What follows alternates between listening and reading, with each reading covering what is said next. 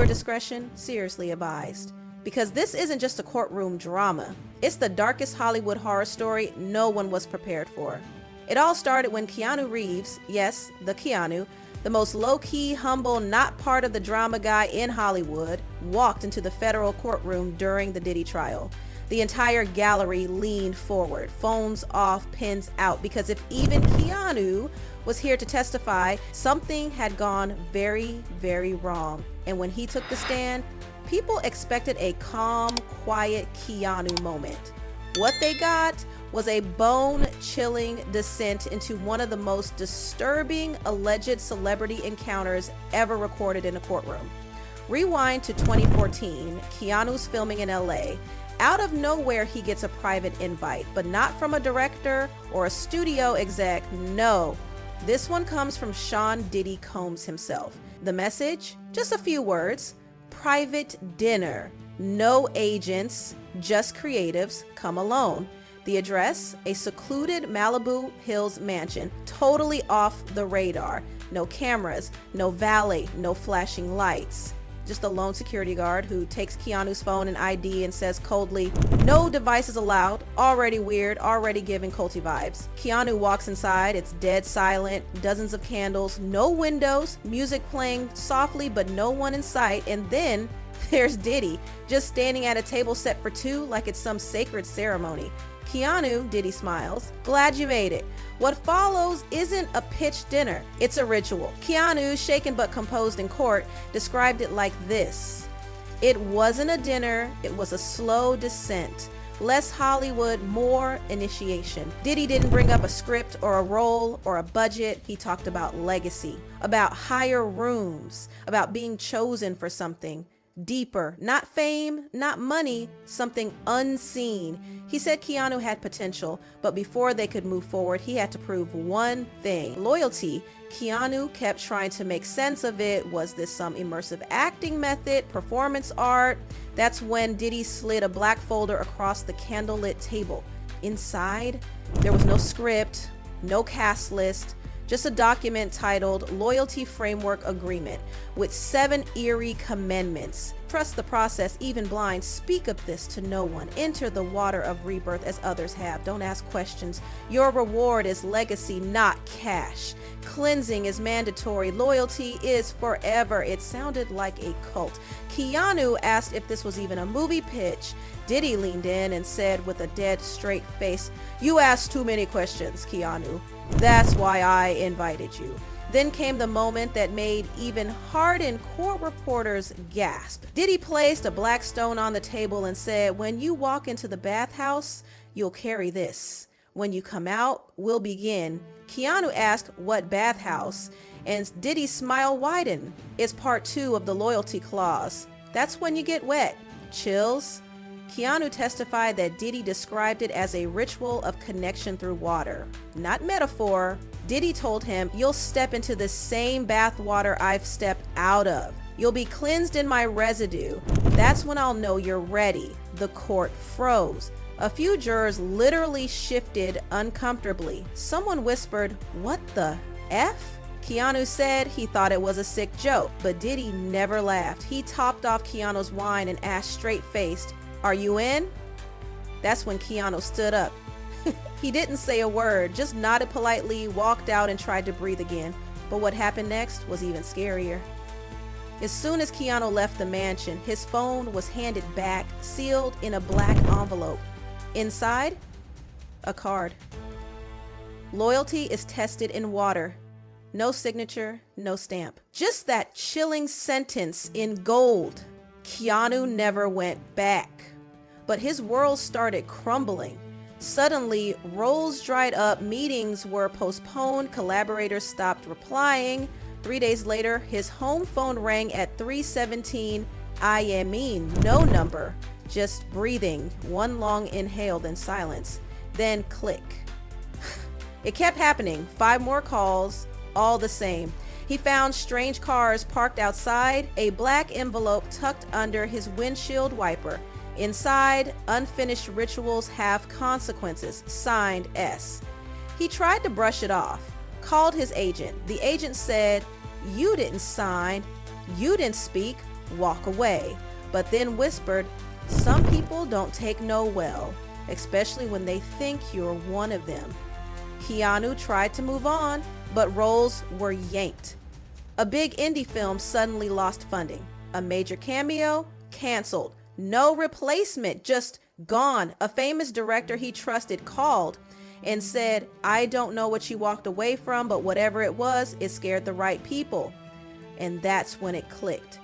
This wasn't random. This was a warning. The dinner, the bath, it was a test, an entrance exam, and Keanu failed it. Keanu testified that over time, the pattern became crystal clear. Some actors exploded overnight, landed billion-dollar roles, superhero franchises, luxury endorsements. Others just vanished.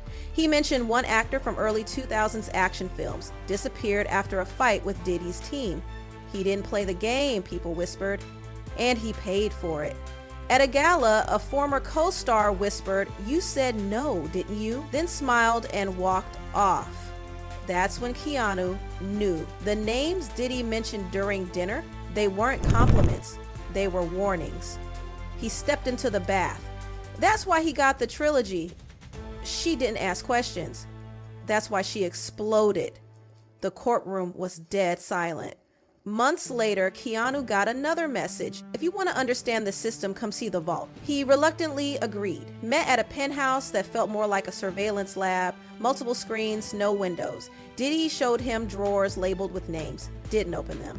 Just said, "Everyone's got leverage. I just keep mine organized." Then, if you'd stepped into the bath, you'd have a drawer too. Keanu refused again, and as he left, Diddy whispered through the elevator doors, "Silence is loyalty." So why speak now? Because of Cassie Ventura. Keanu told the jury when he saw Cassie crying on the stand, describing ritual-like settings that mirrored his own encounter, he realized this wasn't just about him. This was about the system. He was never alone. And if he stayed silent, he was part of it. That courtroom, frozen. Even the judge looked shaken.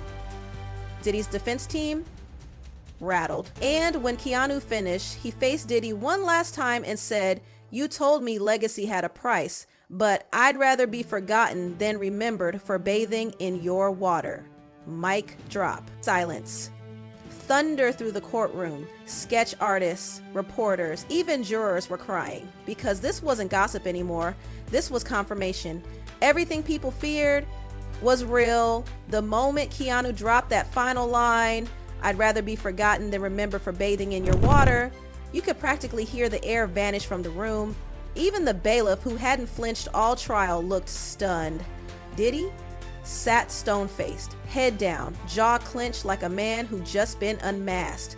Gone was the cocky smirk, gone was the Hollywood bravado. Now, just a man facing the avalanche.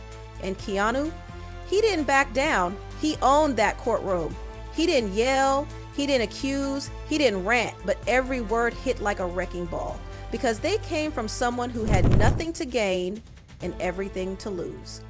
That's what made it real. For years, there were whispers, strange dinners, odd disappearances, stars who rose too fast, others who vanished without a trace. Now, Keanu had just confirmed it all. One juror literally had tears in her eyes, another scribbling so fast it looked like smoke would come off the paper. And Diddy's legal team? Panicking. They objected left and right. Hearsay, irrelevant opinion, but the judge, vividly shaken, overruled them again and again because this wasn't just testimony. This was a damn revelation. When asked directly, Keanu wouldn't spill every name that Diddy allegedly praised at that dinner. He just said some of the biggest stars in the world were part of that conversation. And the courtroom got it. He didn't need to name names. He'd already painted the picture. That superhero actor who got cast overnight, Keanu remembered Diddy smirking and saying, "You know why he's in the suit? Because he soaked for 2 minutes. 2 minutes. That was the price." The crowd gasped. Even the defense looked shaken because the unspoken message was clear. Some of your favorite stars didn't earn fame. They bought it with silence, submission, and something way darker. The scariest part wasn't what Diddy said, it was what came after. Keanu talked about that second invite, the one about the vault, the drawers, the blackmail.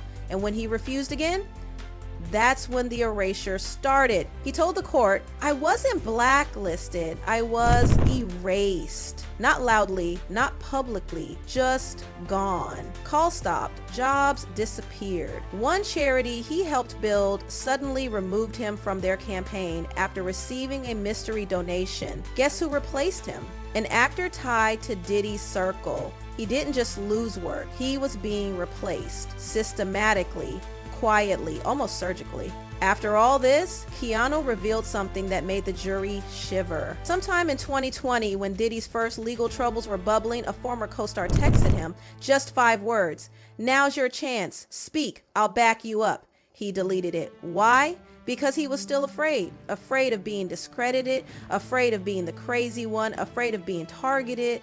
Again, he admitted to the court, "I thought about speaking, but every time I did, someone whispered, 'Don't be the guy who takes the fall for exposing the club.'" That's how the system works. It keeps you quiet. With fear, with silence, with reminders of who's really in control. So what changed? What finally made Keanu step into the spotlight? Cassie, Keanu said, "When I saw her on that stand, crying, shaking, describing a place that felt exactly like where I had been, I knew this wasn't just my story. It never was." He realized the stories weren't isolated, they were connected. A network, a ritual, a culture of silence. And Keanu? He had seen it, felt it, been tested by it. This wasn't revenge, this was a purge. One final attempt to clean his soul and walk away before the system buried him for good. "Hey, I didn't come here to accuse," he told the court. "I came to admit I should have spoken sooner. Because I wasn't the only one Diddy offered the bath to. I was just one of the few who walked away." When Keanu finally stepped down, the room was still. Nobody whispered, nobody moved. Even Diddy's high-powered attorneys were left speechless. Reporters ran for the exits, phones in hand, faces pale. The Hollywood elite that once packed the benches, gone. They didn't want to be seen anymore because this wasn't a tabloid headline. This was now a federal trial with a Hollywood A-lister confirming everything the industry never wanted you to believe. One sketch artist was seen wiping tears off their pad because the face they drew wasn't Keanu's, it was Diddy's. And for the first time, the expression was clear: fear. Keanu's final words before stepping off the stand weren't rehearsed, they weren't dramatic, they were real. "You told me legacy had a price, but I'd rather be forgotten than remembered for bathing in your water." That line will go down in courtroom history because that wasn't just a mic drop, that was a dagger straight through the heart of everything Diddy built his empire on. Keanu didn't need revenge, he brought truth. And the truth burned down the illusion. Epilogue, Hollywood. Aftershocks began in the hours after Keanu's testimony. Things shifted fast. Studios began distancing themselves from Diddy. Publicists scrambled to scrub old photos. Rumors swirled that A-listers were lawyering up.